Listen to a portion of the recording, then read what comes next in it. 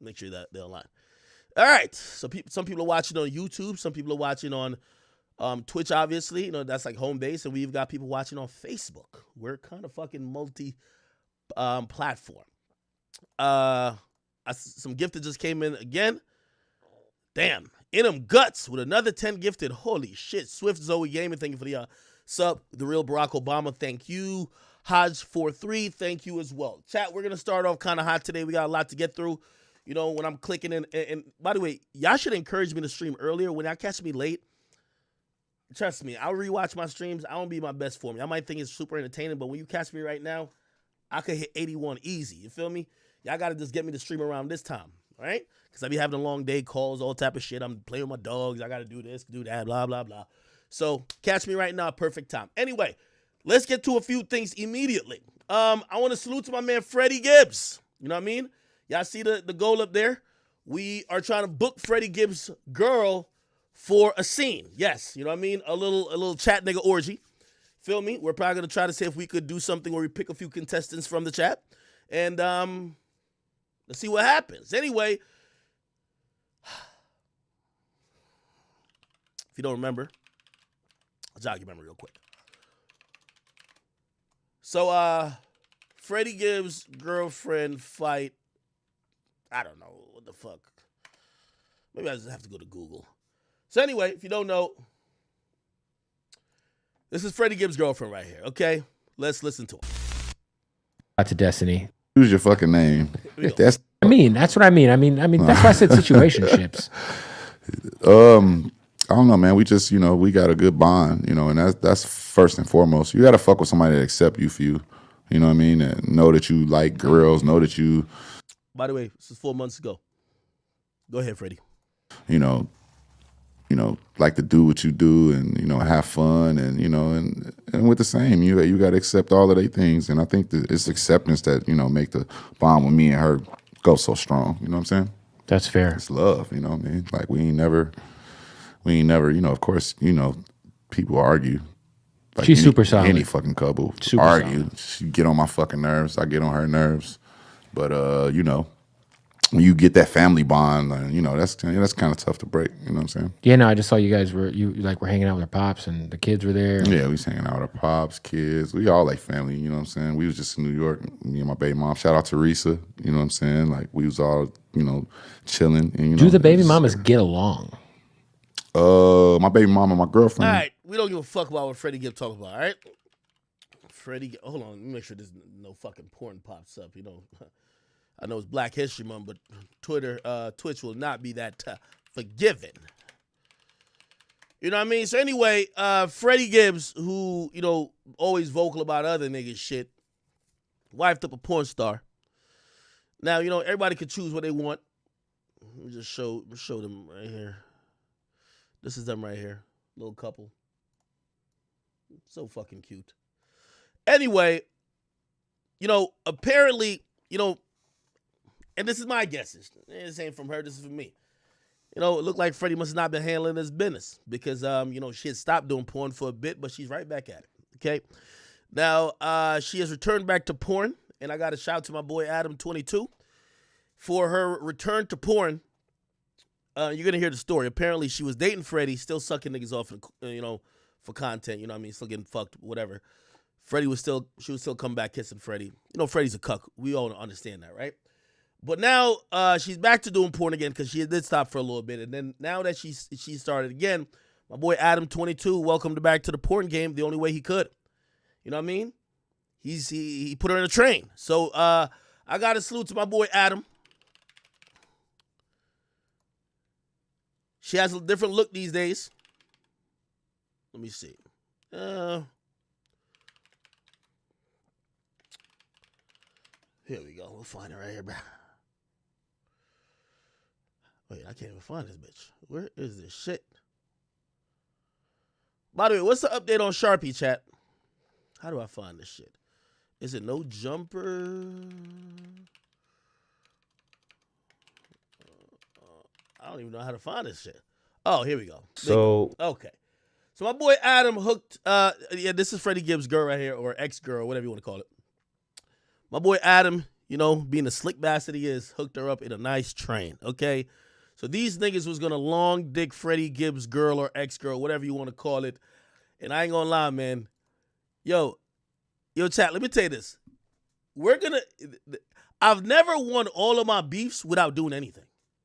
I got Blueface beefing with Lil Baby when Blueface was trying to catch a fade for Lil Baby. All my ops beefing with each other. They don't even got time for me. One of my vintage ops, Freddie Gibbs, getting trains ran on his chick or his ex-chick. Bruh, I don't even got to do nothing. But anyway, let's watch this interview. And I do want y'all to go support this young woman. She's a hardworking woman. And from what I've heard and seen, she's a very talented entertainer, okay? What type of content creators have you worked with since being I have worked with quite a few people. I took a hiatus because I was in like a 2-year relationship. Oh, yeah. I was. And that's a long time. Yeah. It was a long time. With who? And it was, With who? Freddie Gibbs. Oh. Yeah. Okay. And so we were dating for 2 years.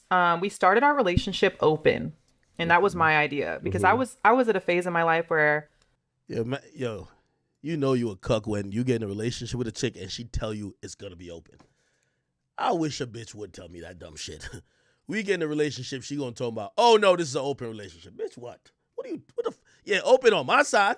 Yeah, I can fuck these hoes. You not fucking nobody. But anyway, she gets with this cuck, Freddie. She tells him that she's still gonna be slobbing off other niggas. Sucking and guzzling semen from other dudes. No fucks given. Freddie took it like he's okay with it. Listen. So we were dating for 2 years. We started our relationship open, and that was my idea because I was at a phase in my life where I was making more money than I ever made doing what I was doing. And I was like, if you want to be in a relationship with me, let's just be open. Okay. We tried that for like 2 weeks. He came to me and was like, damn, imagine letting your girl trying to do an open relationship, which means letting her fuck other niggas for 2 weeks. It's like a trial period, nigga. And then afterwards, he'd be like, nah, I don't want you to fuck no more niggas. Just only fuck me. Okay. I really don't want to do this open thing. And I was like, whatever. Okay, let's just roll with it. And I stopped all boy-girl content for like 9 months. Okay, so you're still shooting boy-girl content being in that open relationship? Yeah, in the beginning. And it just got to a point where we were both like, okay, I'll take a hiatus. And I lost a lot of money doing that, you know? Because that's what my fans want to see. They want to see the boy-girl content. So I just recently started that back, and this is going to be my first like boy-girl in a really long time. Really? Boy-girl or... Choo-choo! Hold up. Boy-girl? Boy-girl. So have you done anything like that in the past, like in your personal life, having like a threesome with two guys or maybe two girls? It's not a threesome, brother. It's a train. Girls? Yes. Which do you prefer more? I think it depends on my mood. Okay. So if you want to get slutted out, you just let two light-skinned dudes come in and and do it for you. I mean, we gonna see. Yeah. You have any like kinks in particular that you like? Honestly, I'm not like into anything weird and crazy. No. Are y'all? Well, sure, if you want to ask us, I got a couple of things. We could tell you, but we'd rather show you. Oh, okay, I like that. So one of mine is like, yo, they're really training Freddie Gibbs ex, bro. Oil and fishnets. That's like y'all have the same kink. Oh, for sure. I love the oil. Like shit, I didn't know. Yeah, man. Pause. I'm gonna just say pause. Pause. I'm gonna just say pause, brother. But no, oil and fishnets gets me every time. So that's I love that. I mean, I think every guy usually has this, but it's like cream pie kinks. It's like something about breeding. Y'all about a cream pie Freddie's ex?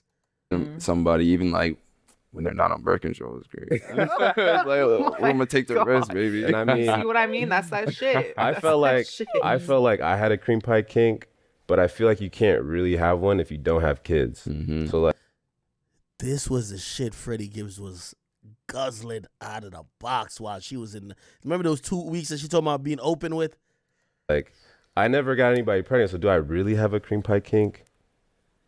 I think that a lot of men don't understand how many stars have to align for someone to actually get pregnant. Like, I know it seems I don't know. super, it seemed pretty easy for me. No, it totally. I totally get it, but all right, man. We don't want to hear about no astrological signs, man. Let's get to the fuckery. Yeah. And it's just not necessary. But I've definitely worked with some porn stars who I've just been like, I get on set and I'm like terrified, but I'm like, I'm already here. Like, I'm already in the booked. flesh. Yeah. Like, I think I worked with Jack Slayer. Yeah, really cool. Shout out Jax, man. I was slayed. Yeah. Like, yeah. I couldn't believe, like, I literally couldn't believe my eyes. I had my assistant with me, and I literally could not believe my eyes. Yeah, I was like, that's not real. I went to Europe with him for a month, and he was just a machine. He's different. Yeah. That was pause. Like, what the fuck? Great. That was probably one of the craziest scenes I've ever done. It looked good. Oh, you watched it? Yeah. I did. I seen it all, baby. Shout out. No. All right, let's move on. Yo, Freddie, man, you've been awfully quiet since them 2 ass whoopings and your ex getting trained out, bro. Like, it's the end of the road for you, nigga. It's the end of the fucking road for you, my nigga. I told him after the last time with Jim Jones and them niggas, I told him, bro, nigga, it's time you pick up a stick, bro. Pick up a stick, nigga. Pick up a stick. Adam getting your chick trained out, or your ex chick, whatever. You get your ass whipped by every rapper. Come on, bro. You got to pick up a stick at this point, bro. Anyway, let's just keep this shit moving, man. We still got to go over the YSL Woody footage. There's some more shit that we got. Who the fuck, man? Get the fuck off my lawn, nigga. Some fucking tree just hit me up. Why don't you answer? Shut up! I'm on stream, nigga. Fuck you talking about? All right. Okay. What else did I have to talk about? I had a bunch of shit to talk about. We could talk about the Blueface shit in a second as well, but let's talk about a couple more exciting things other than that. Let me see what else is going on. Oh, really quick. I do want to just salute to my man, Boosie. I think Boosie and maybe Dirk, I guess. Maybe the only two, like Boosie, Dirk, Gucci, the only 3 real rappers still left. Everybody else is just like really entertainers. I ain't gonna lie to you. If you guys don't know, pretty much Boosie had teamed up with T.I. to go at Charleston White. Charleston White essentially was a subject of their attack because Charleston White talked about their kids. Now, in reality, the kids talked about Charleston White first. Charleston White responded, but then they reacted to Charleston White and said, yo, you're a grown-ass man. Why are you talking to our kids, right? Now, Boosie and T.I. then say, yo, we should do a fucking joint album because it was kicking it for a second. Now, it comes out that, apparently Boosie was in, he was stuck between a rock and a hard place. Essentially, Boosie called Birdman's brother, whose name is Gangsta Williams, he called that nigga a snitch. Why did he call him a snitch? Because that guy admitted to getting out of trouble or getting less time by telling on somebody dead. So Boosie called him a snitch for doing that. Ironically, T.I., I don't even know if it's an old video, new video, a video comes out of T.I. saying, yo, I had a gun charge back in the day, and to get out of the gun charge, I told my cousin that died. So basically, T.I. did the same thing that Gangsta Williams did. Boosie called Gangsta Williams a snitch. Now everybody's looking at Boosie like, bro, you claim you're anti-snitching and you the real and all this type of stuff. You the time in Angola prison. Are you going to still stand by T.I. when he basically said the same thing that you like dissed and castrated another nigga for, right? So Boosie finally answered, and by the way, answered on Vlad. Salute to Vlad.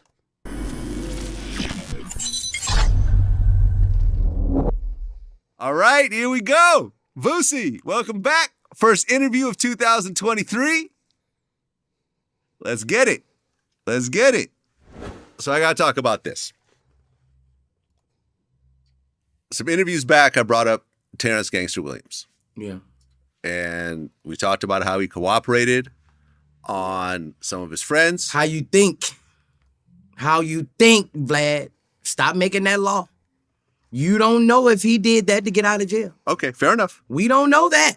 Okay. Do we? Have you saw paperwork? I've seen some paperwork. I haven't seen paperwork. How do you know that? There's been a lot of paperwork that's been floating around. How do you know that? Okay, well, look. Okay, so, regardless of what happened, exactly, I brought up the situation to you a few interviews ago, and I said, look, Terrence Williams cooperated on some of his dead friends on some murders, and that in turn allowed him to get out earlier. Oh, and I also gave him some murders with Sterling and Dooney, so some of my people that I'm at odds with now, even BG was upset about it too, because they was like, man, you tell it on the dead.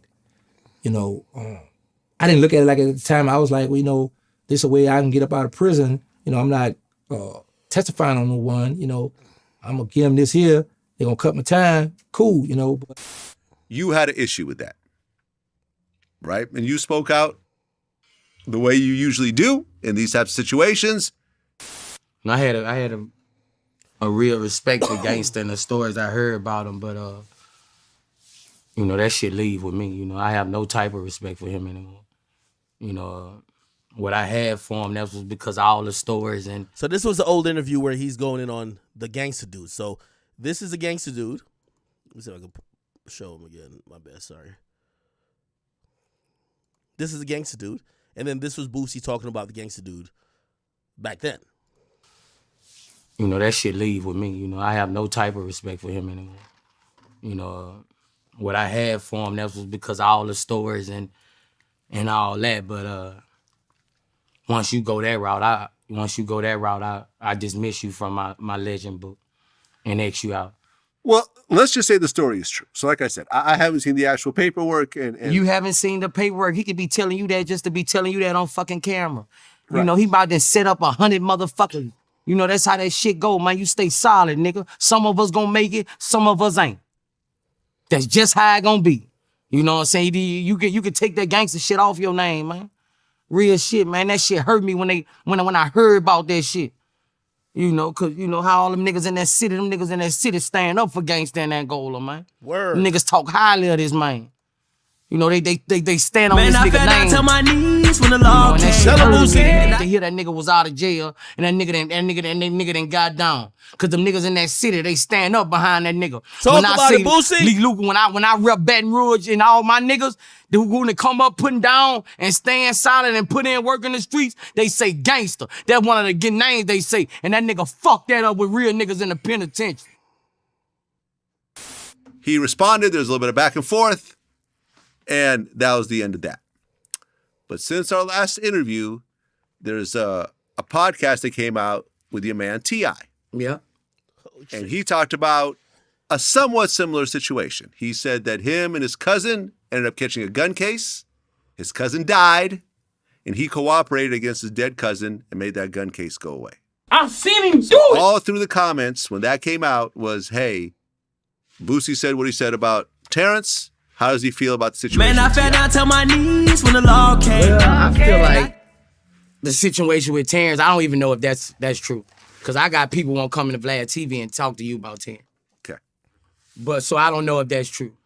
With the T.I. situation, if he did that, you're a fucking rat too. I don't spare no motherfucking body. Because if you doing anything wrong, you doing anything criminal-wise, and you cooperate with law enforcement to get you out of trouble, that means you're cooperating. That means you're a rat. But I'm going to tell you like this. When I saw that, I think T.I. fucking lying. I think he went up there and just... See, Boosie started out by keeping it real. He started out by keeping it real. Because if you, so I don't know if that's true.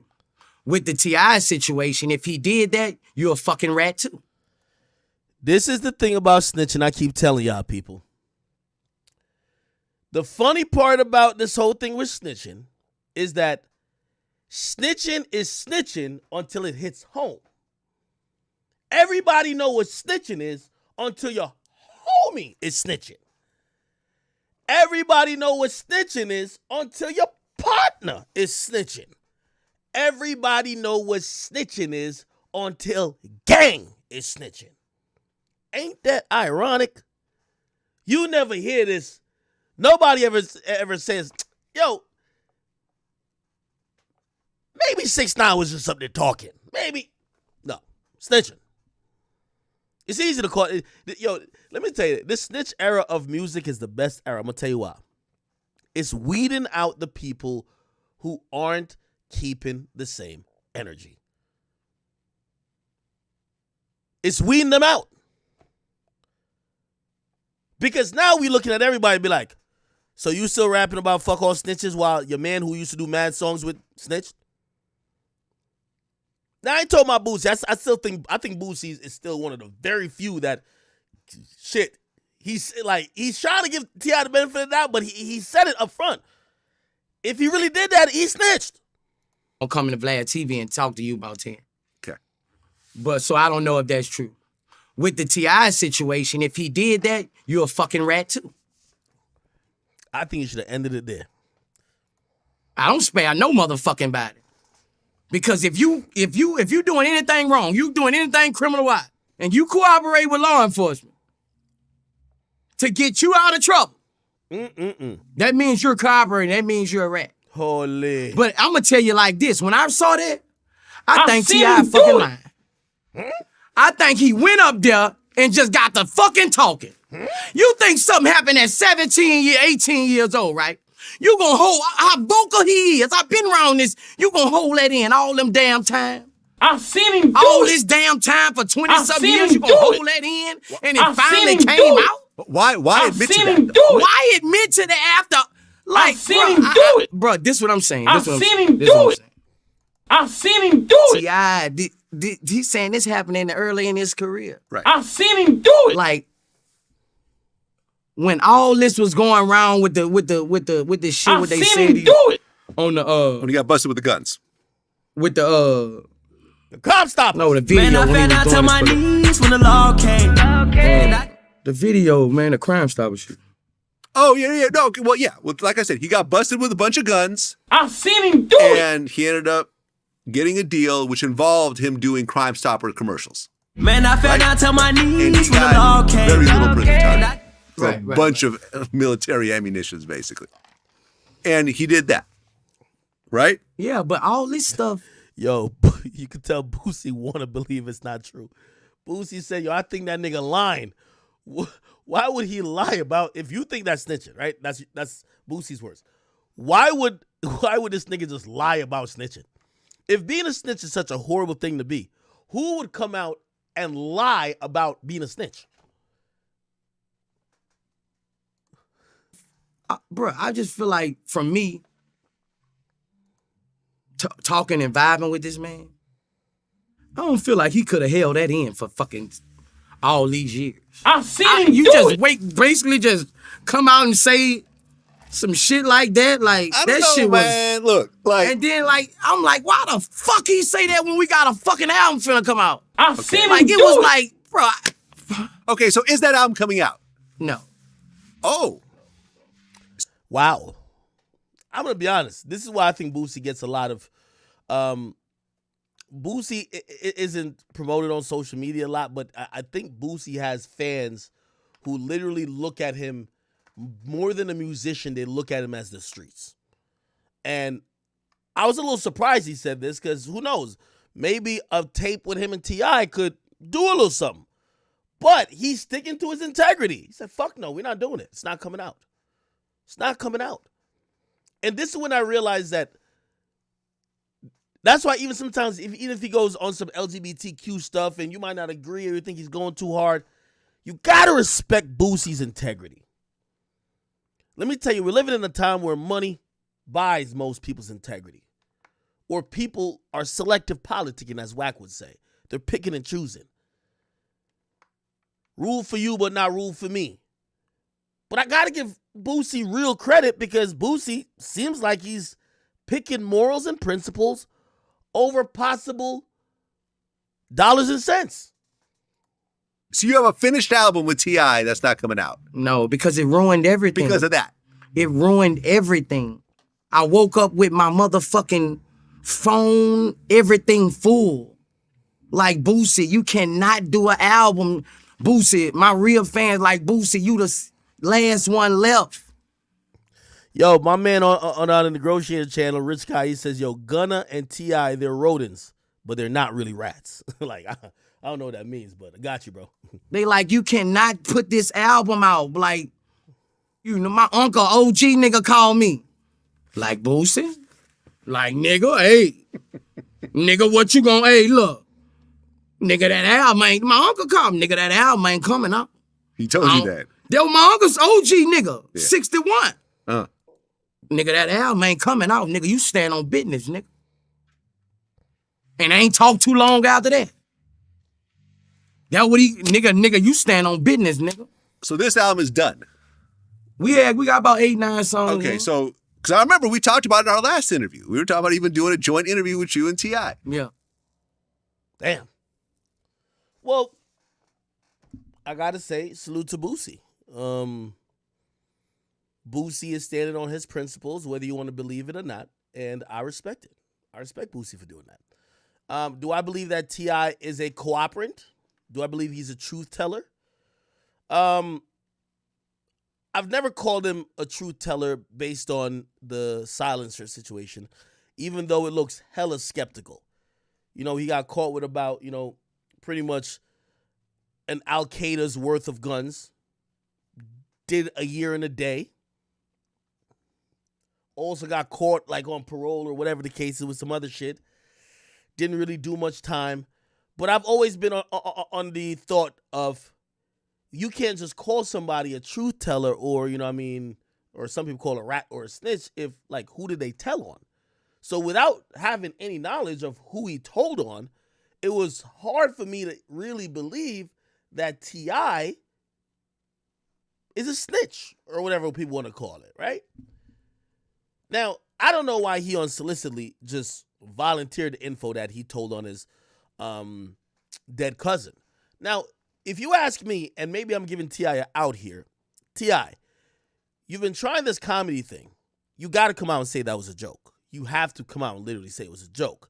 You got to say, yo, I've been trying to pursue my new profession, and here's the thing, because people still see me as this gangster rapper, I can't make, like, jokes to be funny because everybody takes it too serious. I was making a joke. If you say that, and hopefully nobody can find this paperwork that you really did what you said, I think he's good, right?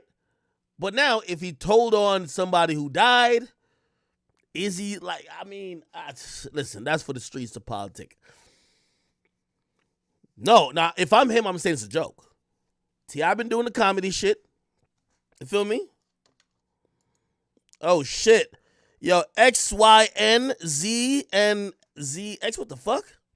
Says, Ack, how much for you to listen to a song off stream?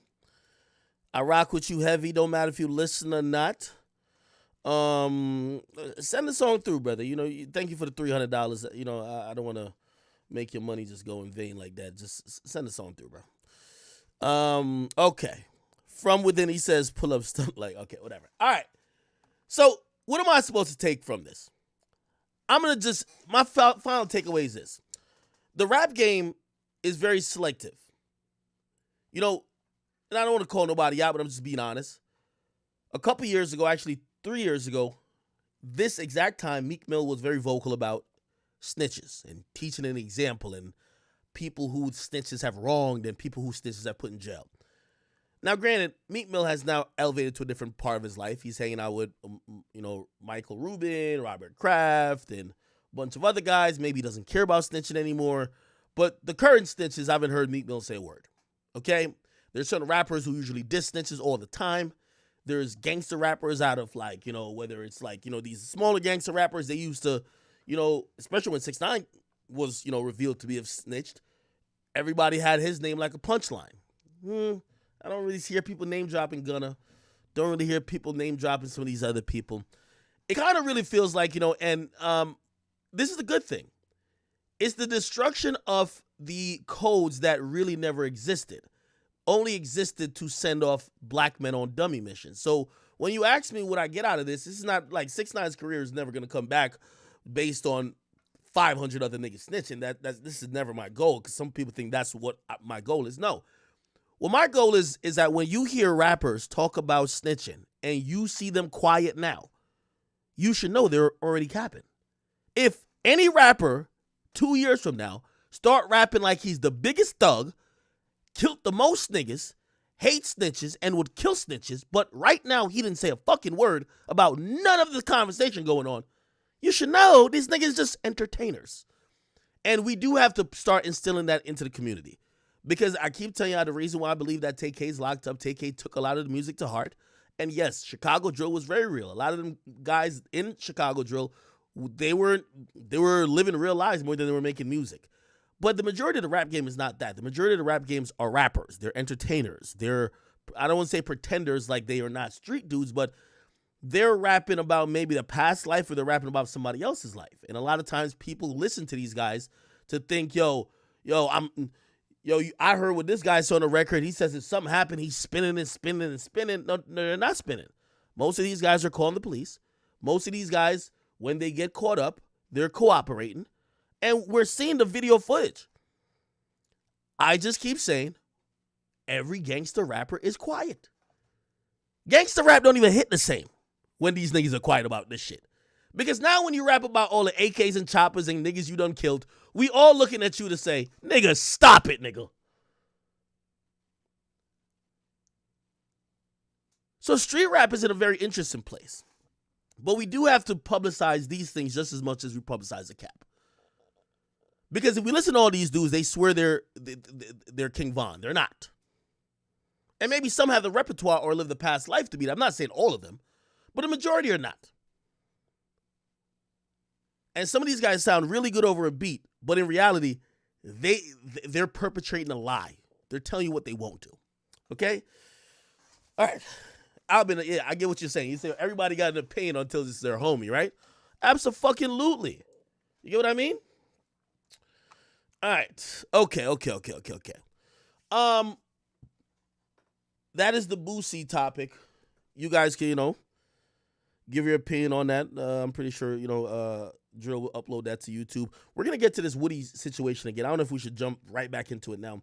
There's a few smaller topics I did want to get to real quick. So let me see if I can get to some of these smaller topics. Okay, matter of fact, while we're at it, right? While we're at it, let's bring up Dirk a little bit.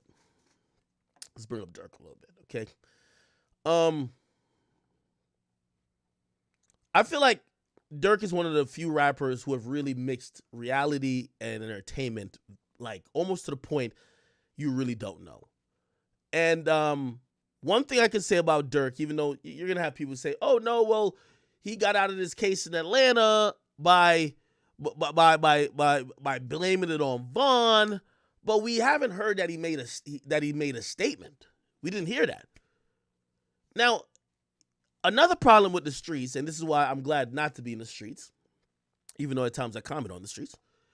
I'm glad not to be in the streets. And shit, they're doing the 1090 Jake now because in the streets, there's no win. The only winning in the streets is to go do time, get old in jail, get fucked in jail, and come out of jail 20 years later as a real nigga. That's the only win. The win is throwing away your life. So I don't operate under, I would never play a game where the loss is the win. That's what the street is.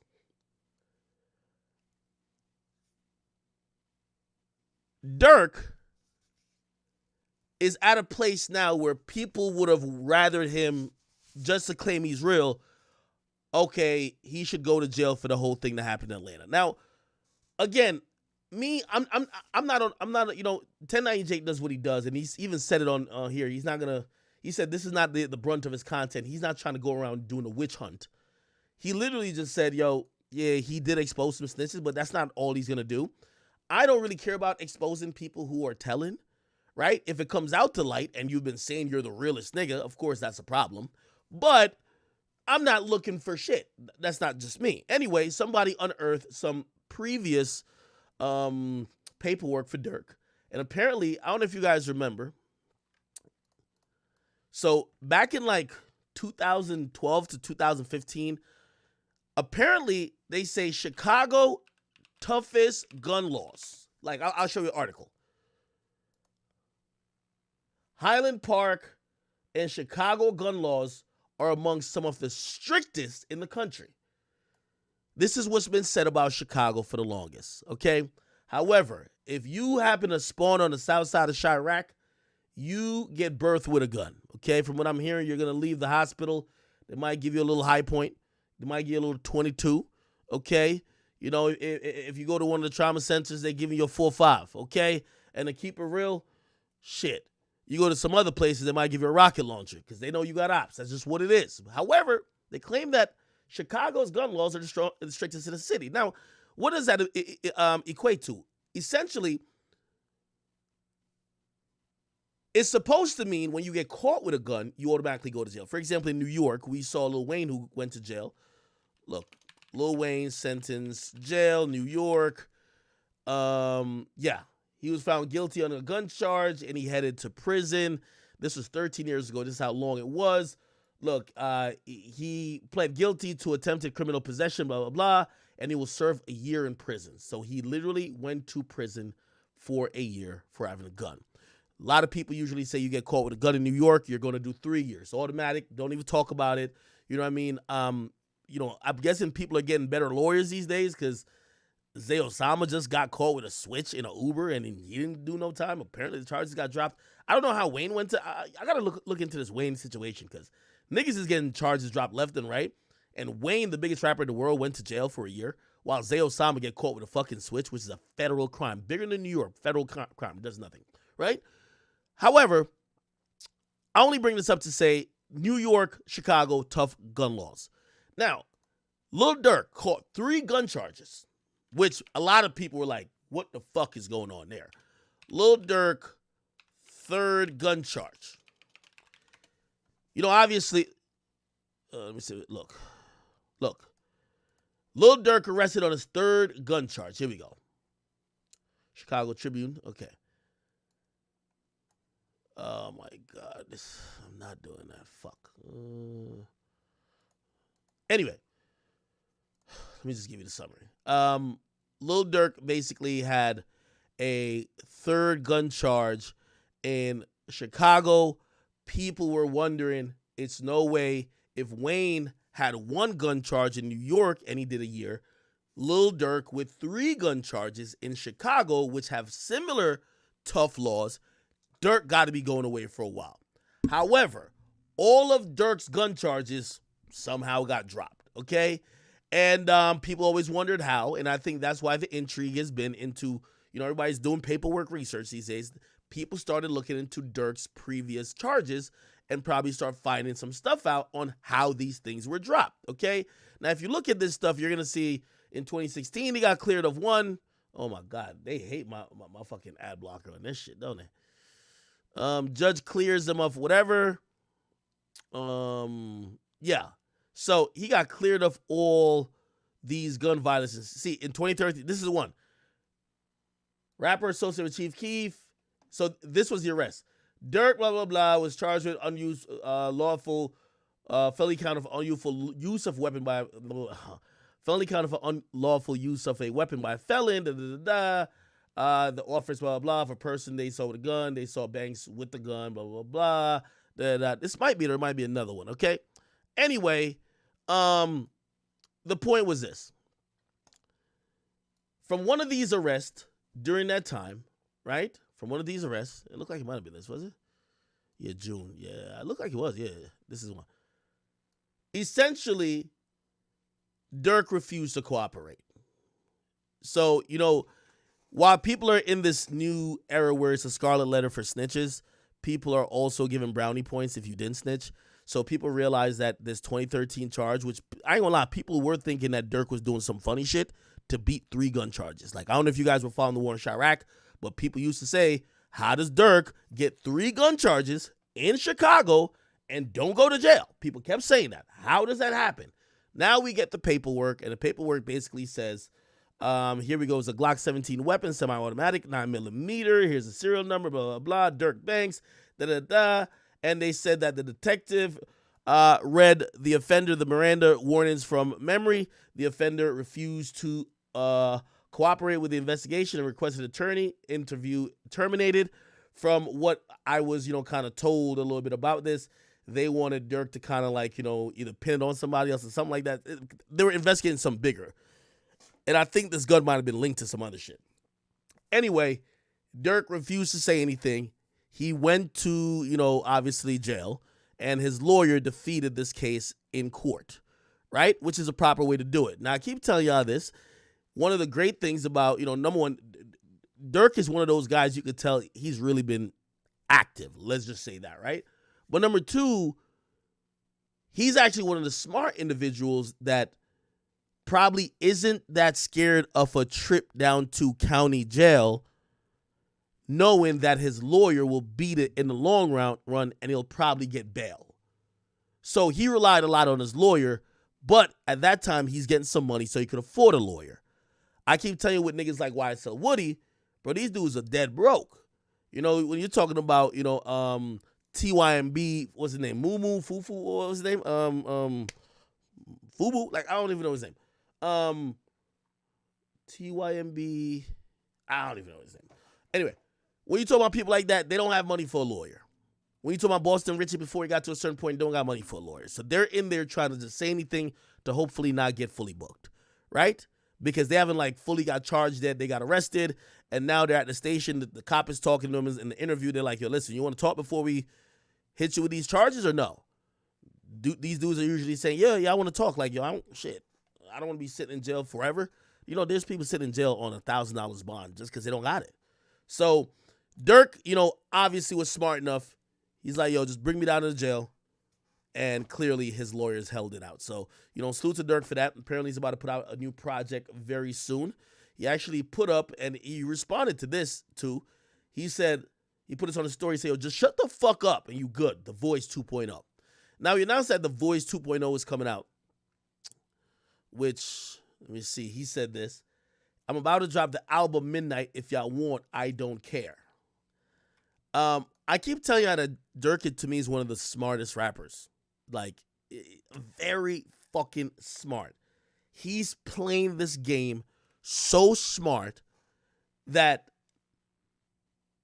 I don't know, man. I remember telling 6ix9ine, I said, yo, Dirk started ignoring you the minute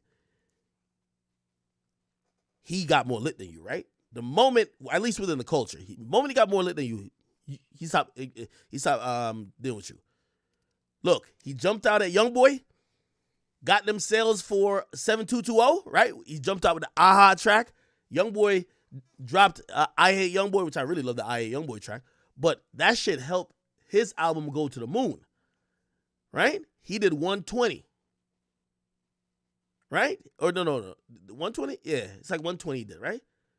He outsold YoungBoy. Like, before then, nobody would have thought he could have outsold YoungBoy. But that's what I'm saying. Dirk knows how to. Dirk is a smart nigga. And I would bet that Dirk got another trick up his sleeve. And here's my thing. I don't think his trick is going back and forth to YoungBoy no more.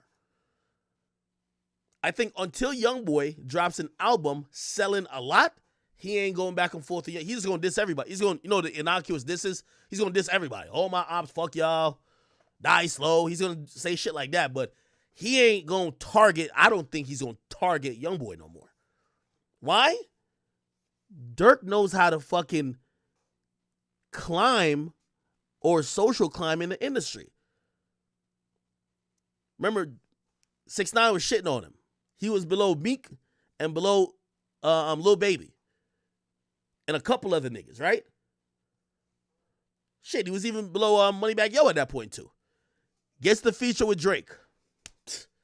Stops talking. He drops one line about 6ix9ine. Please don't play that little boy in the club. We don't listen to rats. Nothing else about 6ix9ine. Baits it like he about to drop some crazy shit. Drops his album. Does crazy numbers. He ain't even diss nobody on the album. Remember The Voice? Drop some groove shit.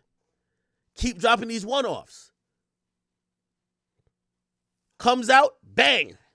Hits that YoungBoy with Aha. Knowing he got, oh my God, what happened to Virgil? In the tuck. That's the radio record. He get the streets hot with the shit y'all want to hear. Him dissing YoungBoy. By the way, Before that, he's dropping Piss Me Off, the Lion song, whatever. Piss Me Off, Shoulda Ducked, Hellcats and Trackhawks. So he's still getting at the streets. But then he hits perfect timing with, oh my God, what happened to... The boy is smart. I don't know if y'all realize it. The nigga he's outsmarting the game.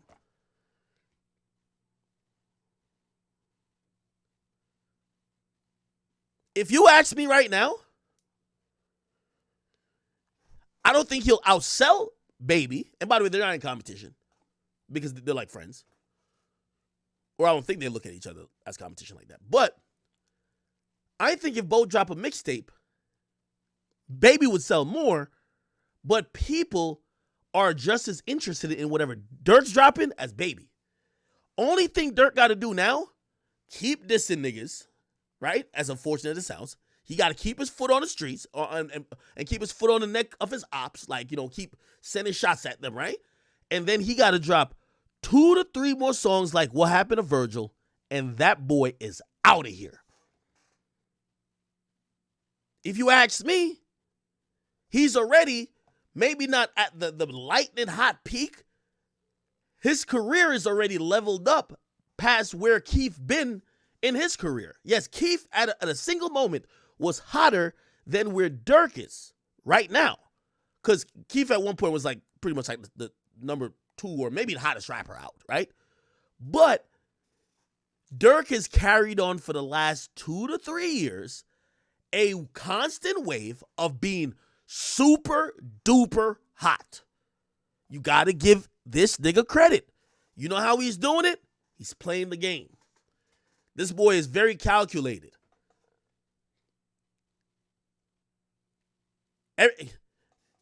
He's mad calculated. I'm putting my phone down. When you see him not tweet, not do nothing, comes back, does some shit. Like, and by the way, thank you for the donation inside the session. It says, everybody trying to hear bro's song. Damn. Who's everybody trying to hear bro's song? And what song? And here's the thing too, though. This is how fucking slick this nigga Dirk is. I think he reads the landscape and he knows not to do too much. Remember I always told y'all, if Meek had certain type of strategy or understood social media, his career or his litness would have carried a lot longer. Dirk, I just think he makes the right plays. 100% the right place all the time. All the time. Somebody says, play the song. What song is it, bro? I don't see the song. I don't see the song. Okay. No, I'm reading the YouTube chat. I just don't see the song. I'm just being honest with you. Okay. Here's the thing. Yo, we're gonna go into this YoungBoy breakdown. So YoungBoy did an interview. Let me see if I could pull it up. He did an interview with NBA YoungBoy interval right here. Okay. They did a 35-minute interview with Rap Radar. I want to salute to Rap Radar. Salute to my boy Elliot Wilson. Might even call him. He said, yo, Ack, when you're breaking this down on Twitch, please, give me a call. Might call him in a little bit. Okay. Yeah, I want me to play the song. I'll play the song. Oh, okay. Now, I'm gonna do this is a one-time thing, chat. Like, I don't want like when I get on my rants, I don't want my stream to be like, no disrespect to the money I send in, but I don't want my stream to be sidetracked by playing music.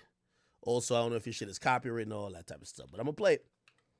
And if I'm gonna be honest, since YouTube, y'all were spamming, if his song is copywritten and the stream goes down on YouTube, I'm not getting back on YouTube for the day. I'm rocking on Twitch. So that would be y'all fault. All right? I'll play the song though. Okay. That's 36 views. Let's hear it. I really gonna do that. Perry K, you didn't matter. I told them once my heart gone, there ain't no turning back. I'm a moving with emotion, my heart cold, matter of fact. They threw me in the deep and I came up in double back. Don't tell me that you love me, I don't believe it, that's your fact. They treat a nigga different when the money get involved. That shawty keep on tweaking, that's when my side bitch get a call. They listen when I speak, I can't incriminate myself. When I was down there, I ain't care, that's why I ain't giving niggas help. Got a lot up on my plate, but cannot fall, nigga. You ain't take that chance to get that bad shit, I know, nigga. But they on my phone now, I'm like, leave me alone with it. I see the distance, I ain't tripping, I just know now. My dog, I like the game, he missing out on Christmas. This shit come with it when you living how we living. Gotta watch your back, cause any day could be a sentence. Gotta stand on business, if I said it, then I... Doesn't sound bad, it sounds alright. I'm in it. Wanna see me fall, they wanna see me on the tee. They was mad I made a bag and now I'm where they wanna be. So I'm balling on these niggas like my number 23. Who sipping out of pints back in 2019. Don't play me, I'm the nigga to be played with. I know some niggas who won't go and no payment. They be out here building cases, so don't say shit. And free my dogs, spin them cages. I kinda hear a little TJ, but I hear a little bit J.I. I wonder where he's from. He might be from New York, right? They dangerous. I told them once my heart gone, there ain't no turning back. I'm a moving with emotion, my heart cold, matter of fact. They threw me in the deep and I came up in double back. Don't tell me that you love me, I don't believe it, that's your fact. They treat a nigga different when the money get involved. That shawty keep on tweaking, that's when my side bitch get a call. They listen when I speak, I can't incriminate myself. When I was down there, I ain't care, that's why I ain't giving niggas help. I like. I don't know how much music he has out, but I like. I kid you not. If y'all do like the song, this is his name, Serve One, and I think the song is called Involved. So y'all could go check it out. Hey, I think that's a W. I give him a W. I like it. You know, some of y'all are gonna say, well, it sounds like this, it sounds like that. Hey, you know, shit, it sounds like a professional recording to me. Does it got a little vibe? Got a little vibe, you know what I mean? Now, it's hard to tell if a nigga gonna make it off one song. You probably gotta hear a few songs, but shit, can't knock him off that. I ain't gonna hold you. All right. Good shit, brother. All right, so let's get to this NBA YoungBoy thing, right? Cool. So, NBA YoungBoy did an interview with Rap Radar. As I said, I might call Elliot Wilson in a second and shout to him. Here's the thing. And I'm going to say off top because I've seen people saying a lot of things. Yo, Ak, yo, what's up with you? Like, why didn't you, why didn't you do an interview with YoungBoy this and third? That wasn't an option. It's not like, I'm pretty sure YoungBoy picked Rap Radar as the place he wanted to do an interview. You know, YoungBoy at this point, I don't think people are asking him for interviews. I think he's picking, right? I think he picked to do an interview with Rap Radar. If you ask me why, I just personally believe that this album and the wave he's on now, he's trying to gain new fans. And doing an interview with academics is already touching the same fan base that he already has. If you listen to his rhetoric, if you listen to what he's saying, and I think he even says it verbatim on this album, I'm trying to get new audience. I'm trying to appeal to other people. This was very clear to me when I saw him do the Billboard thing. YoungBoy, I believe, who's now on Motown, or is he on Motown? Motown, or definitely Capitol. I think because they gave him the big bag, he dropped that first project, right? What was the first project he dropped? Be YoungBoy last album. What was the first one he dropped? I Rest My Case. Yeah. So he dropped what was I Rest My Case? Yeah, I Rest My Sorry. Was I Rest My Case, right?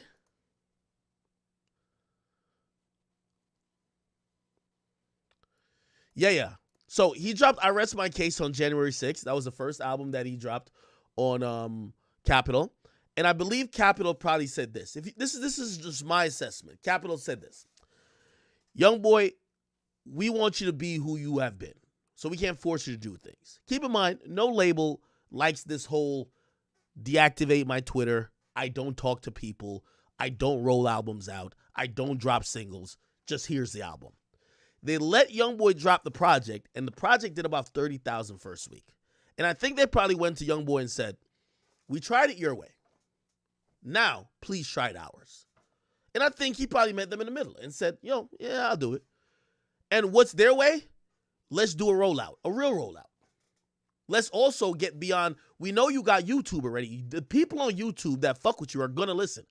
The people on Academics page that fuck with you are going to listen. We want to get you to do 200,000 records sold. Obviously, he don't care about that, but the label cares. Clearly, they're giving him tens of millions of dollars, right? They care. So they probably said, the first album, you sold 30. Come on, bro. Like, just follow our lead for one time, right? Youngboy's probably a little bit accepting to it because he's trying new things. He's with this nonviolent stuff right now. And he's probably been like, you know what? Well, shit, if you could get me other audiences, let's see. What does that encompass? Yo, do something with Billboard. You know, they probably told him this is going to be a different look. This is a profile. This is going to reach way beyond those people that already follow all these like fan pages of yours to get news about you. You're about to tell your story that the person who's 35, who always says, I don't get this NBA YoungBoy hype or this YoungBoy. Why everybody keeps saying YB, but they're going to give you a chance. So I think he came out really sympathetic when he did the thing with Billboard, right? And people are like, oh shit, that's why he's angry all the time. People used to try to bully him when he was younger. Shit, he was in a group home. Shit, they kind of find out, like, so this isn't, I don't think that's, whatever he's doing now, I think this is for newer audiences. And it makes sense that he would do an outlet like Rap Radar. Do you get what I mean? So, he did Billboard, he did Rap Radar, he's talking about this album, he's tweeting at Joe Budden. What, no disrespect to any of these people, but their audiences are 40 plus, I would imagine. 30 to 40 plus. YoungBoy's audience, I would imagine, is 30 under for the most part. So he's trying to hit these new audiences, if you ask me. So he got this new album coming out. It's called, I believe, Don't Try This at Home. And he did this interview with Rap Radar. And this is pretty much how it goes. Here we go. Yeah, it's Rap Radar Podcast. Elliot Wilson. This is B-Dot. B-Dot, this is on video, man. Yeah, we on video. I feel like the Young Guns in the No Better Love video, man. The Ask Lord movement has finally been answered, man. This is going to be Rap Radar Podcast.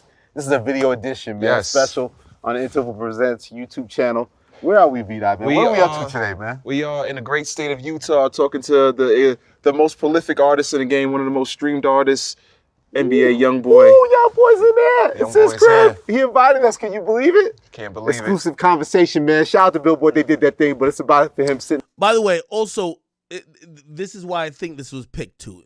I think this is a rollout, brother. I'm going to tell you why I think this was picked. Elliot Wilson is probably the only guy in hip-hop, right, to have a Drake interview, Jay-Z interview. Who else? I'm just trying to think of the fucking greats. You know, and by the way, when you start thinking about Jay-Z, Drake, right? Wayne interview, I think there's a lineage of greatness that have sat before Elliot Wilson, whether it was Crown or whether it was motherfucking, just this Rap Radar podcast. And because of that, it means something, right? Like, again, whether it's somebody at Capitol or YoungBoy himself, they probably said, yo, that's the audience you got to start appealing to, right? Like, everything's about demographics, right? I'll give you this really funny thing about demographics, right? Somebody said this to me recently, too. They're like, yo, have you thought about trying to expand your demographics? And I'm like, nigga, I got a huge audience. I got, like, Smash Chat niggas in here. Like, look. Like, I'm streaming right now. Like, yo, there's literally, look, let me see how many. There's literally 16,000 people watching me. Like, what the fuck? Why do I need to expand? Like, I'm the guy. They're like, well, you could definitely get bigger, but there's also other parts of the audience you don't tap into. What's that? Right? And for them, they were like, well, especially women. Sometimes you don't really cater to building a women audience. Now, demographics are really important. Whether you run any business, especially entertainment, right? middle-aged white men are usually the cream of the crop for like NBA and NFL. That's why when niggas say they boycotting Papa John's, NFL's like, good. We don't give a fuck. We only care about what the white dudes are eating. You feel me? I'm sorry to say that's like the coveted thing. In music a lot, women are huge. Like women run the consumer market. I'll even give you this. I'm going to give you a little stat. This might shock y'all. I drop merch, right? I drop merch. DJacademicsTV.com if y'all want to cop. When I look at my demographics, it says I have 90% men that watch me, 10% women. Would you believe that so far with all the merch sales, half are women? Think about it. 90% of my audience are men. But when you look at the sales of the merch, half are women. What does that say? The women, even though they're 10% of the audience, buy at a higher rate than the niggas. This is why demographics matter, people, right? So what does this matter when it comes to this? Young boy eventually is going to go on tour. He's going to be trying to get into these arenas. Yo, salute to Rod Wave. Rod Wave's doing a really successful tour right now. I don't know if it's over, but he was. He's doing arena shows. And by the way, he's killing it. But there's another level even to that, right? Like, I think for Rod Wave's tour, the max the tickets were being sold for were like $200 or maybe like $150, right? And those like really good seats. Most of them were like $70. You could like whatever. You go to a Drake show or a Bad Bunny show, if you even want to be on the floor, you're probably paying close to $1,000. That's just how it goes. Who are paying those tickets? It's usually not kids. It's usually not males. It's usually moms, female fans. So that's why you see why, like play this. Bad Bunny, look at the dudes who are going on, who are selling a lot of shit. Usually they're hitting the demographics of the people who buy. Do you get what I mean? Somebody said no women buying the merch. No, I'm serious. I kid you not. I promise you.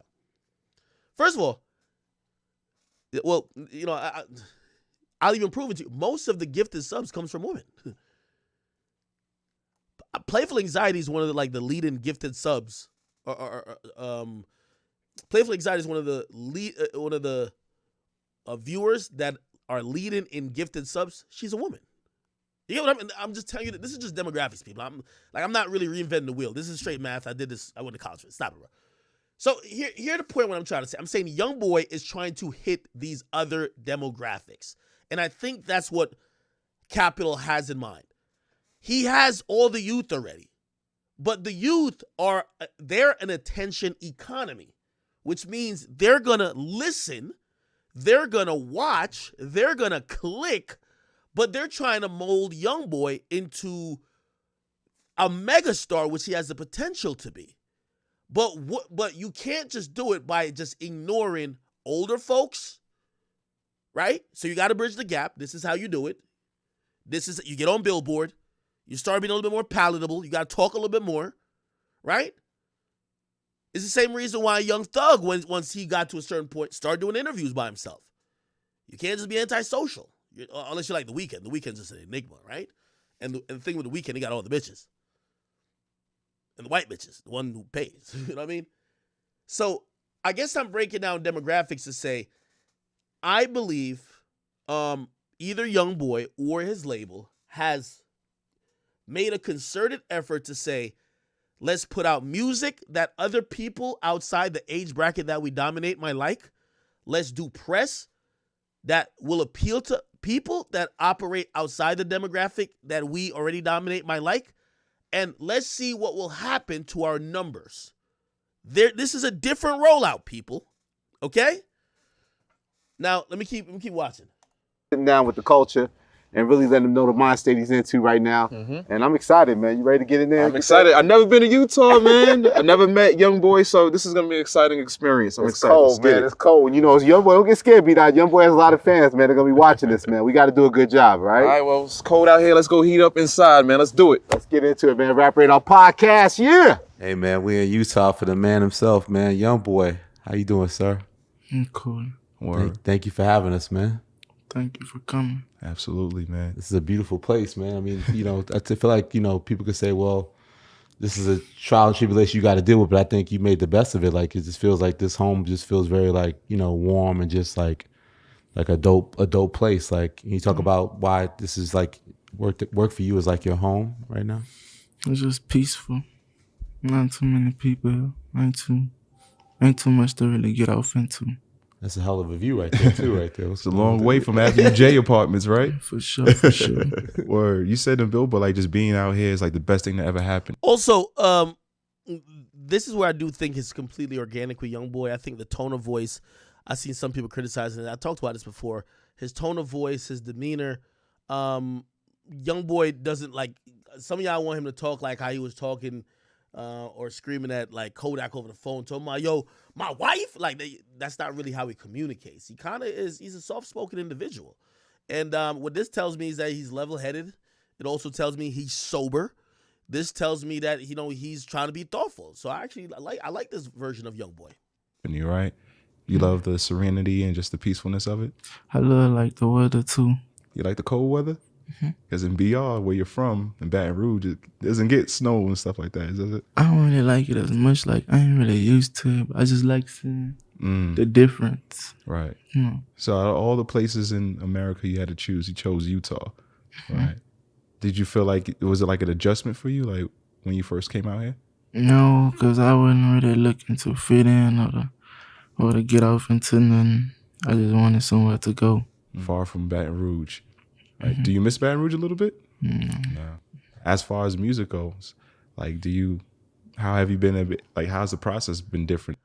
I'll stop here and I'll also say this, man. I'm wondering, you know, not maybe on his personality, but just on like his outlook of life. YoungBoy for the last, I believe, 2 years almost. For the last 2 years, he's been battling just like, you know, whether he's incarcerated or being on house arrest. I think the legal system sometimes could just get to you where you're just over it, bro. Like, you're just not that rebellious kid trying to lash out anymore. You're just over it, bro. And the demeanor I'm getting, and you tell me if I'm wrong, the demeanor I'm getting from YoungBoy is that, bro, he just wants to get on with his life. Now, maybe he's back in Baton Rouge with 15 guns on him later on, but when I see him here, I feel like he's just over it, bro. And I don't know. I think the law kind of got him beaten down a little bit. I think the mere fact that, yeah, granted he's not locked up, but he can't really leave the house. His whole existence is, kind of just being around him and his wife, and maybe around some of his kids at times, and like just friends and family, and just trying to do these albums with his like engineer. I think he's a little beat down, bro. I think it's a little tiring. Like he sound like he's just kind of just tired of, just sick and tired of what he's currently doing. Let me see. Like working out here than back home. I don't know. I really just go out the moment that I'm in. I think the music would be better though if I was just out moving around, experiencing more. It ain't really about nothing. You notice he said that. He's like, yo, because you got to imagine how much could he keep making music about his life, which his music has always really been intimate about his life, when essentially he's just fighting court cases and chilling in the house with his old lady. Yeah. It's still the same. Gotcha.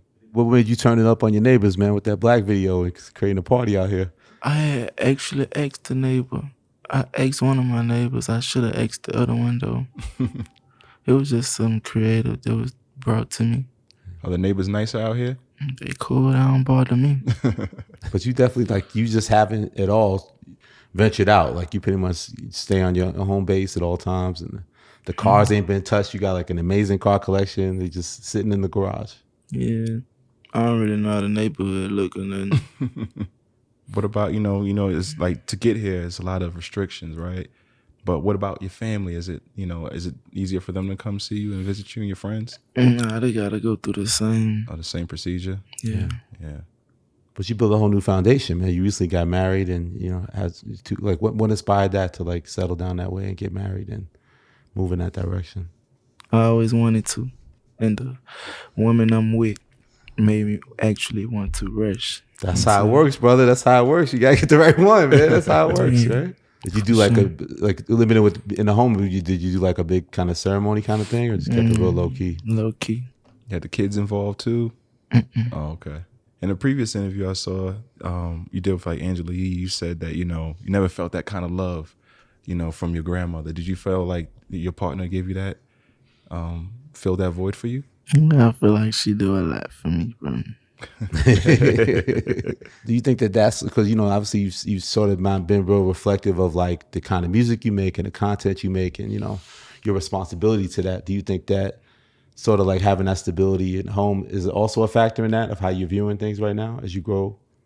Like the fact that you've talked about maybe looking at the violence you put in the music and maybe wanting to make some changes with that, right? You think that you having a sort of stable home life now with a new wife and being in this great position, does that connect to that in a lot of ways and impact you? Yeah, I think so. I think it got something to do with it. Yeah. I really have to be looking at other like young dudes or like some people I'll be talking to. I'll be like, oh, your ass really bad. You bad. And I'm going to still talk in the way I talk, but I think I'm going to just watch how I do it though. Yeah. I didn't really have no limit at first. I just really? We didn't notice. But you funny, the Billboard thing, you said a very interesting story. You said pretty much a lot of it was, Hey, I'm reading our comments while I'm watching the video, and I see some of y'all saying some of the things that I would assume would be said. And y'all like, yo, this is weird. This is odd. Why is he talking like this? Blah, blah, blah. And this is just the reality of it. And this is why, I think he addresses that in this interview. But oftentimes when artists want to pivot from what their fans have been used to for so long, their fans usually say, nigga, no. Right? Like, remember 21 Savage said, yo, I don't really wear chains no more. And to keep it real, I'm all about financial literacy, this and third. People were mad at me when I said it on Everyday Struggle, but I said, I guarantee his fans are going to say, you better keep rapping about murder, murder, kill, kill. What is he rapping about years later? You know what I mean? He pulled up in a Rose and he left in a stretcher. Right? People kind of, like, sometimes fans don't want you to change it.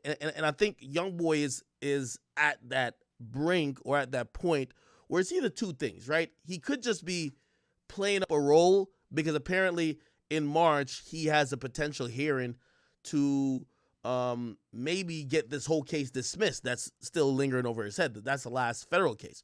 Maybe he's just playing that role to be like, yo, I've changed, this and third. Some people believe that's what it is, right? Like, yo, he's playing up this role to get off of this case, but in reality, he's going to be back on the BS, right?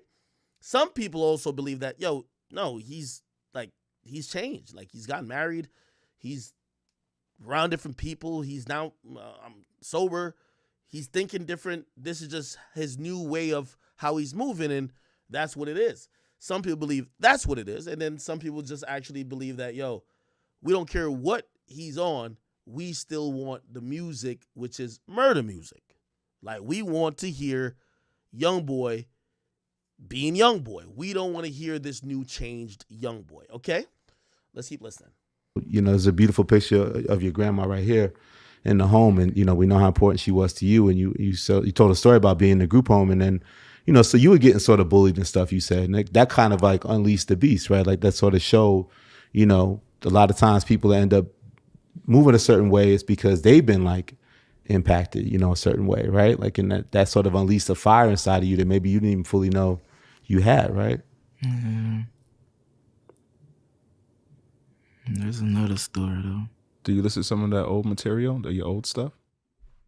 No, not really. Putting out so much new material. I mean, I guess you don't have the time, right? It's also crazy to be the dichotomy of like how, soft spoken you are. And then when you hear those, especially those early records, just how fired up you are in the booth. Like, what was those sessions like? Do you think that's another side of you that just kind of comes out when it's time to record? I don't know. There's like the things that been on my mind. That's like the mode. That's what I'm feeling. This is what I venture off to. Yeah. And last year, man, 2022, you dropped 8 albums, yo. That's crazy. I think that's the most you ever released. Like, was that your plan to flood the market like that? Not exactly. I think I had got like to a certain number of tapes I had dropped in. I was like, I'm gonna try to reach 10. So I just kept going. What was your mind state with that run? You know, you left Atlantic Records, but you went on a crazy run with them for a long time, and it seemed like, you know, people were saying, well, you only obligated to do a certain amount of albums, but you over delivered, right? You gave them so many projects. Like, can you talk about your mind state with that? That's just me, though. That's like just my work ethic. A lot of y'all just keep commenting like the same things, right? Like some people's like, yo, act like, why are you saying these? Why you keep playing this? Do y'all really just don't like when young boys like this?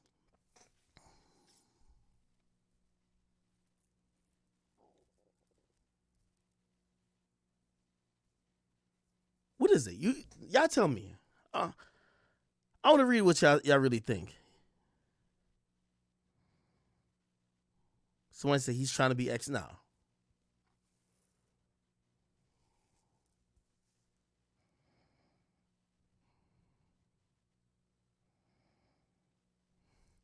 Somebody said he wants to crash out. No. Somebody says fans want to see him crash out. That might be unfortunately true. You remember the interview I told you I did with him, like, you know, on the tarmac or whatever, which will probably just never come out. He addressed it when we were on Clubhouse, and I think y'all would love that tone, but that tone isn't positive. You know, he said it himself. He said he was in a different space. If you hear, like whatever y'all are thinking, y'all want to hear, you would hear it in that interview. But it's just that shit wouldn't. It would only lead to certain other outcomes. You know what I mean? So I guess I'm like sitting here a little bit torn, trying to like figure out the answer if you guys are real fans of his. Because this is like the Wayne question, right? I remember when Wayne had to quit lean because he was having seizures constantly on planes. But people wanted lean rap. People felt he rapped better on the lean, right? And people had to make the decision to say, do you want him to pretty much almost die off of this shit while trying to give you what you want? So sometimes what's good in the mind of the fan is bad for the health or the mindset of the artist. Which one's more important? Do you care about getting what you want even if Youngboy ends up in jail for a long time or ends up hurt? Is it all about what you want? Anyway, let me listen a little bit more, and then I'm going to try to call Elliot. It wasn't like a favor. It wasn't nothing just planned. I just dropped music. It brings some type of good feeling to put a tape together and just release it. What made you leave Atlantic and want this new situation here at Motown? I left Atlantic because I wanted to experience some more stuff. Or, you know, just try something new. Yeah. See if I could get more out of a label situation. Motown, it just came about. But that ain't actually just my specific label. Like with each tape I could go anywhere on Universal I want to go and drop. Oh, you can on your projects. Okay. That's awesome. Wow. That's a hell of a deal. That's what happens when you have the catalog that a young boy has. Right. So you wanted that versatility in a sense, I guess, right? Yes. With I Rest My Case, even though like subject matter to me, it sounds like the album focuses on a lot of love, right? And then you got like these skits sandwiched in between, like top girls, top haters, the Love YB skit. Do you feel like those are real conversations people have when it comes to you and your music? I think so. Really? I think those skits come very close to the conversations. So you're tapped in. You I'm sure you follow what's going on online, what people say in the streets about YB. Like you're not just oblivious to. I see a lot of shit. Hey, I do see a lot of shit, bro. But it's a lot I don't. Let me try to skip through a little bit to a little bit more interesting parts. I know you guys are like, some of you guys are like bloodthirsty, man. Up inside of it and actually get themselves fucked up, bro. But it's all entertainment at the end of the day. Okay, so he starts talking about entertainment in the sense of, is the music entertainment, or is it like really, really thoughts of violence and or quote unquote self-snitching? Here we go. Not just you yourself, but also in the relationship. Right? She be having fun with me. Yeah. You know, it's funny, like when I was listening to My I Got a Family, you had that one track, Contrail Talk, And you said like you think the rap game is slowly fading away because of fans' expectations, right? Do you still feel that way? I think people expect too much out this shit. All entertainment, right? At the end of the day, right? You know, some people get caught up inside of it and actually get themselves fucked up, but it's all entertainment at the end of the day. And it's like, you know, they'll have their favorite rapper, and this person fuck around and do something like just show a flaw that he have, or like, oh, he fake, so they go to the next rapper. Then they see the next rapper, this man human too. This nigga got some type of flaw too. So then they go to the next one. That shit gonna get old. You know, the whole thing gonna get phony to me. Do you feel like fans don't have that loyalty to the artist like how they used to back in the day? I try not to really get into it because I know how fast it'll change on you.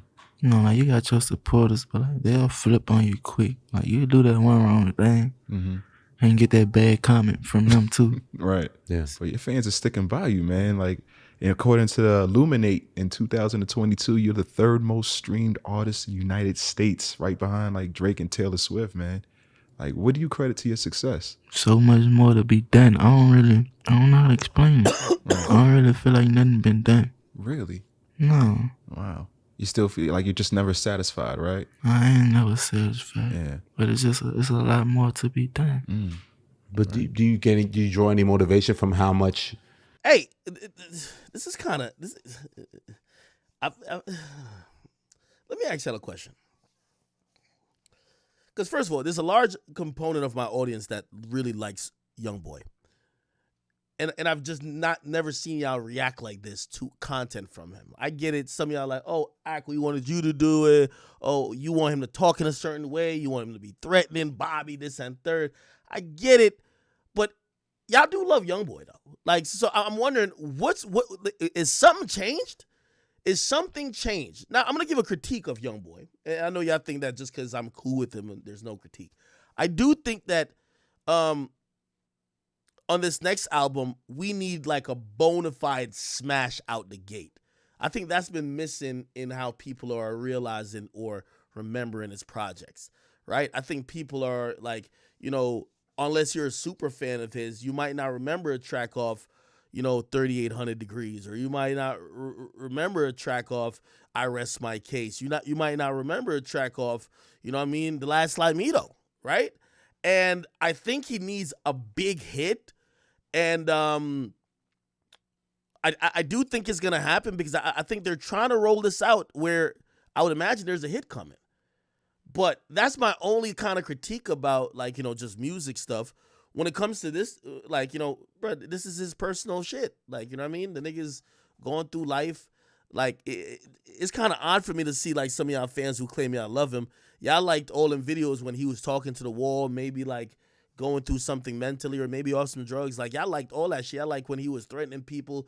Y'all like when he was doing stuff that was jeopardizing his health or maybe freedom. But now that he is, you know, again, he's still, like, how old is he? He's like 23? 23-year-old man trying to, like, come to terms with, like, what his life is and, you know, the power he has. And y'all niggas seem like y'all don't want to hear about nothing about growth. Y'all just want complete destruction, which is kind of like interesting because when it came to XXXTentacion, you guys were different with that. Like, people embraced the fact that X was just, you know, changing. Like, people was loving the evolution of X, right? This feels like people just like, they don't want YoungBoy to evolve.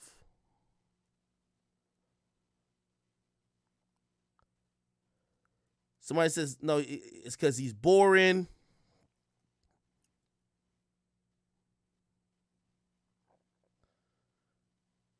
Somebody say, y'all want violence. That's what I think they want. Somebody says, Maury, one of the mods says, because X was authentic from the beginning. He was smart. Do you think that YoungBoy isn't smart? Somebody said, I'm not a fan, but the conversation is boring because they're pulling the conversation from NBA. He doesn't want to talk.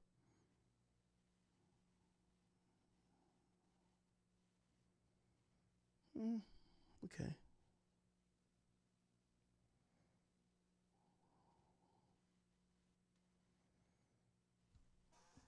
Christian says you believe he's disingenuous. Okay, Let me ask a question. Do you think that YB is just capping? Let me just ask the question. Oh, okay. I see some people saying, yo. Okay. Twitch got some points. Let me address those points too. People in Twitch are saying, yo, Ak, you got to keep the same energy. You criticize Lil Baby for being boring on Kai's stream, but this shit, you love it. Ak, you're a dick rider. Well, it's two different things. This is an interview, right? Kai's stream is not necessarily an interview. Kai's stream, you have to play into the character that Kai is, right? Secondly, if Lil Baby had basically made a proclamation that he was changing the person he is, to me, I'm interested as fuck in the change that he's making. I'm interested in the change that YoungBoy's making. It doesn't seem like you guys really give a fuck about it. Let me ask you a question. Where do y'all think YoungBoy's career is at right now? Somebody say he needs more energy. Well, the energy's going to be in the music. Somebody say he isn't relatable.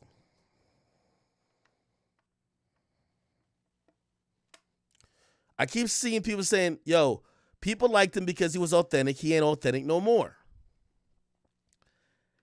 Him being authentic, is it only when he's being violent?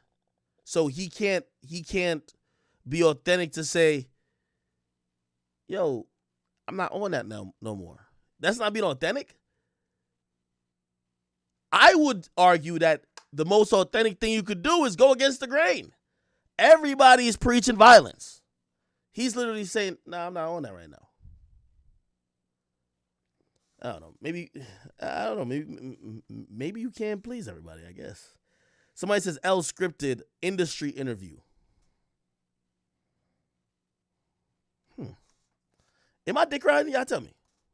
Your music does resonate. Like if you did it, it's like, you know, you'll hear big names like a Drake, a Cole, a Kendrick from another generation. Like, you know, for your generation, do you want your name to be said like, oh, I got that from YoungBoy, or YoungBoy was what I was always bumping and what I was listening to. That's what inspired me. I just want to be paid. I don't know, but I think this whole music thing, like every aspect of it, like it's all ignorance. I just want to be paid. Yeah, like, I don't care about all the extra shit. That's how you judge success. It's just with the monetary, with the money. Business. Just want to be paid. Yeah. And stay out the way. Right.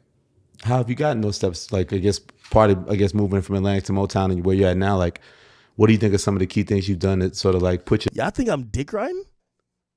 Your business in a better place, that you feel more comfortable, like you feel like you're getting your value out here in terms of what you create. What were some key moves you made to kind of put yourself in a better position? I don't look at it that way neither, and I still don't feel like I did neither, because it's like no matter what I've gotten from someone, like it's somebody, like no matter if I got $2, it's actually somebody making $4 off my creation. So until I get the business down packed, like to where I go, like I done built my own team, like I don't need no label, like like this whole system is what I built, and this is all I need to get everything. You see, I think this is a smart, thoughtful young boy. Yeah, I want from out of it, I'll be cool, but I don't feel like I did, then no different. So it was your battle to get like more ownership, like get your masters and get your situation like that? I want every dime. That's B-Dot's model. Word, that's what's up, bro. Say, I want every dime that my creation bring. Yeah. Like, I want every dime. I remember that freestyle you did over the story of OJ, and you said you had a percentage in United Masters. Yeah. Yeah. Oh, so you had like conversations with Steve Stout and. Yeah, I talked to him before. Oh, okay. I actually don't even understand what's going on with that business right now. I need to check on it. One more thing to look after. Make sure, right? Check. Cap. One thing I've learned about YoungBoy from talking to him personally on one-on-one and just observing him a lot. YoungBoy is a good example of playing the fool to catch the wise. Trust me. He's a good example of playing like the dumb nigga, but he's actually not that dumb. He knows exactly what's going on with that business situation. He don't want to talk about it. So, of course, he said, I don't really know what's going on with that. I'm going to check on it. Nigga's smart. Checks and balances. You know, young boy, we've been through like the blog era. We've been through like the SoundCloud era. And, like you're like the king of YouTube, right? So like when did you realize like that platform was like the best place for you to get your music out? I think I just realized. Okay, I see somebody over here, which, by the way, you should sub, brother. Oh, never mind. I don't know if this is a man or a woman. Thick Stepsister said, Ack, stop watching this. This man has no personality. His career is now stagnant. Stop pushing this YB era on us. Do you think his career is stagnant? I don't think so, but I do believe that, I do think he needs a hit, and I think a hit just puts him in a different caliber constantly. Now, could he drop an album without, a hit at the moment? Yeah, he does it all the time. He still does pretty good. But I think you should wait for a hit. Was there recently. But I always was like, YouTube, you ain't got to go through no steps to upload it and to get your music out there. You just upload that shit there. It go out right then and there. Mm-hmm. Yeah. Like, say if you got something to say, you ain't got to wait days until this whole situation over with for to throw it out there. Mm-hmm. Nah, you could answer right then and there. Mm-hmm.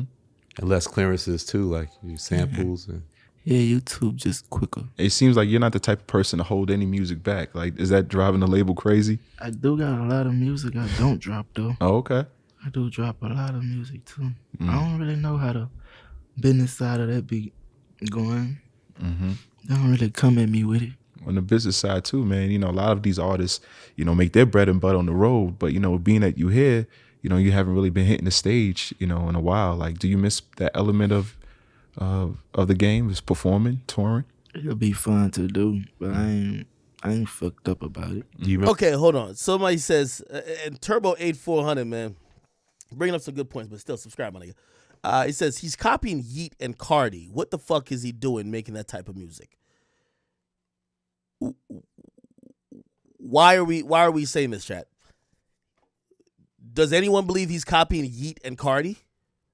I seen recently, there's a YouTube, the dude who was doing a show with Flacco, his name, Boobalam, he got slammed by Alex, which is Young Boy's manager, for being a hater.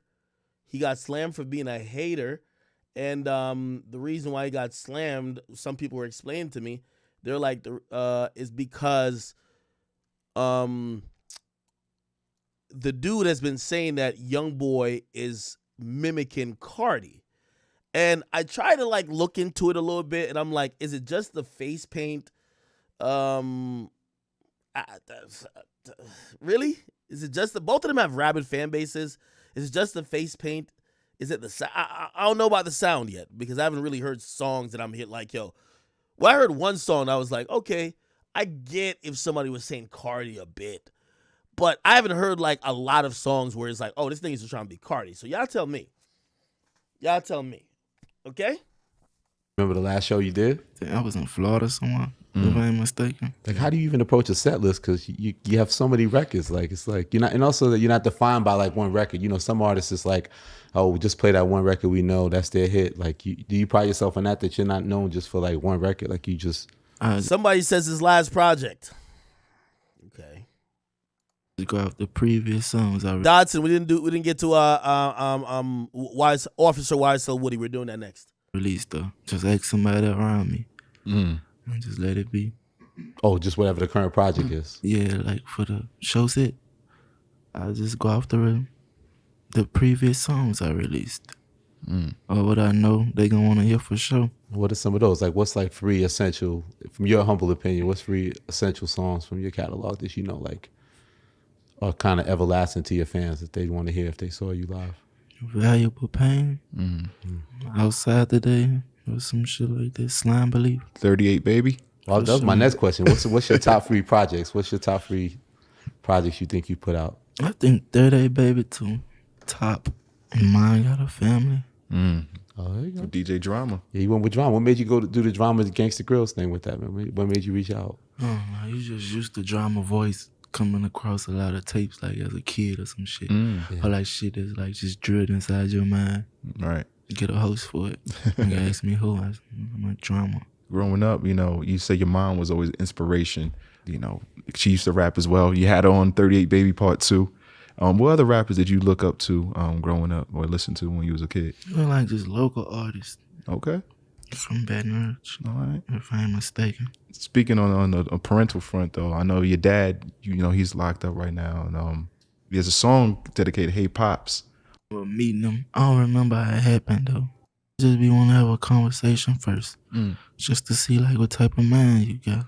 Right. Like, are we the same kind or something? That makes sense. He was very revealing to a different aspect of that when the Billboard then were you saying how like you don't necessarily trust people, right? Like you're very, you know, protective and guarded in terms of like, you know, people, like you said, people can be cruel, right? Everybody may not have the best intentions. Like that must be tough. Then, you know, the music industry is kind of built on a lot of that, right? Like a lot of not a lot of good characters out here in this space. So does that make it even more challenging to like maneuver in this business? I just don't like people, period, though. Like at all. Have you always been this way, or just kind of like being in this business is just conditioned into it? I always been distant. Oh, okay. I think this business made it worse. Did you have conversations with Takeoff and Quavo? Because you're on the Unconfused project too, To the Bone, prior to getting on that record? I think Quavo sent me the song. Okay. They came out here to do the video, but I think something happened, and it had me in a fucked up mood. So I had canceled the video. Oh. I regret it, though. It's okay, though. It feels like you have a real good connection with Birdman. You know, you guys done some projects together. 5. You're my 5. He's a good guy. How's your relationship blossomed throughout the years? He just, dude, crazy. Like, he just talk a lot of shit, and I just like to sit there. That's my 5. I like when he pop that shit, man. Yeah. Beatrice. He been on that fucking nigga, too. So. That's the same type of time. Fuck everybody, for sure. Is it difference because, you know, he's from New Orleans and you from BR? Like, is there still like a connection, or is it like a... Yeah. You know, a lot of shit that's like go on in BR, you know, a lot of that shit stem from New Orleans. You know, that's like where the real gangsters come from. That's where a lot of shit got bloody at first. That's kind of like where we learned a lot of shit from. Yeah, it's a connection, though. What do you think that is about Louisiana? Like, what does it breed, like that state? Man, I think Louisiana's just different, bro. No matter where you at, a Louisiana nigga gonna stand out.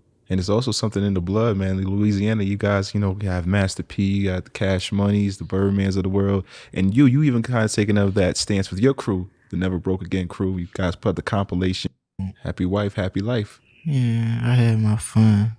He's still young, though, you know. He's 23. But B, so he got a financial advisor now. She don't look like she's messing around with the young boy's situation, right? I think she be on top of it. Yeah. So does she make you like do like investments and stocks and these kind of things, or? Yeah, she be having me off into a lot of this shit, whatever it's supposed to be. Kind of follow her lead with a lot of that stuff, or trust her judgment? Me not trust nobody. Does Birdman give you like pointers too? You know, when it comes to financial literacy and things like that? We don't really talk about money. Birdman doesn't talk about money. Nah, like we be talking about like some shit that we like thinking about putting off, but as far as like just money, like we don't sit there talking about money. Oh, okay.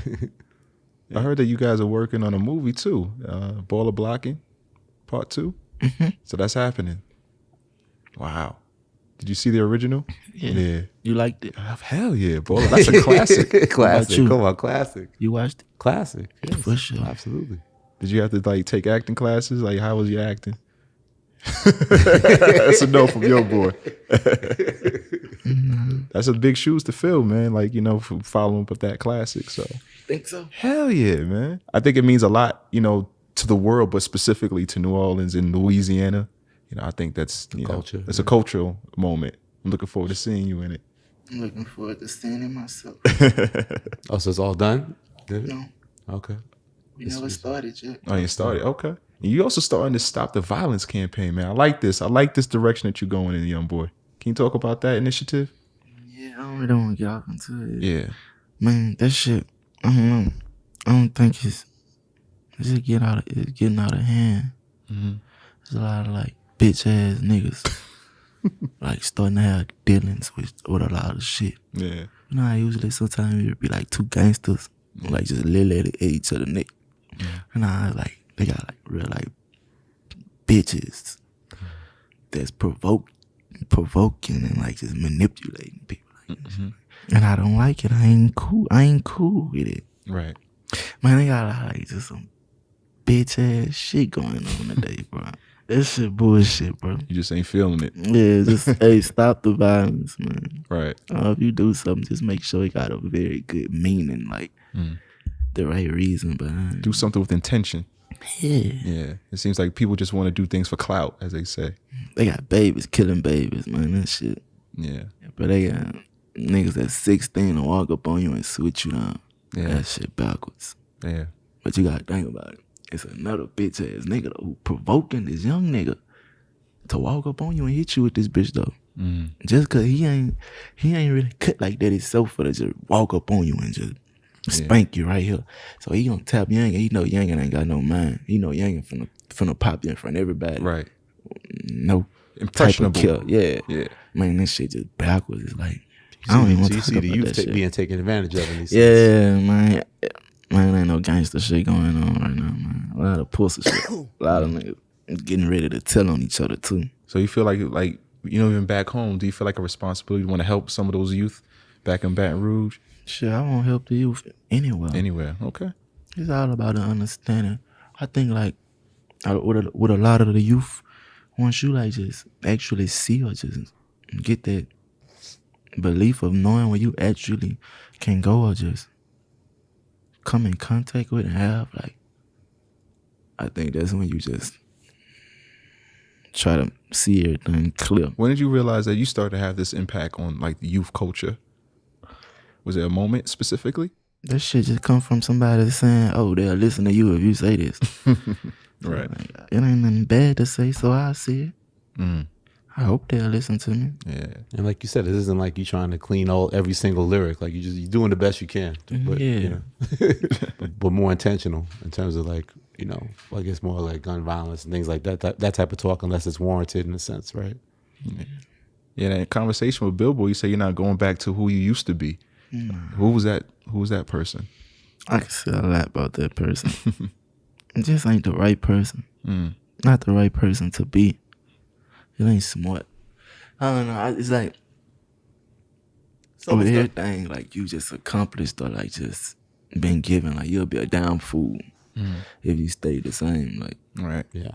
Then like if I have to like get off house arrest and like to go back to the north side or something, like post the video, I got a big ass gun on me or something. I did all this to make it from this bitch. I told the guns and did all this shit to make it from right here. Just to come back with all this money and do the same thing. Right? That's hustling backwards. You definitely got your head straightened on right, man. Because a lot of people, you know, they go back to this environment where it's like you said, hustling backwards. It doesn't make sense. Yeah. I think I heard the next album is Don't Try This at Home. Is that true? Don't try this at home? Don't try this at home. Okay. Oh, I'm gonna talk crazy on them.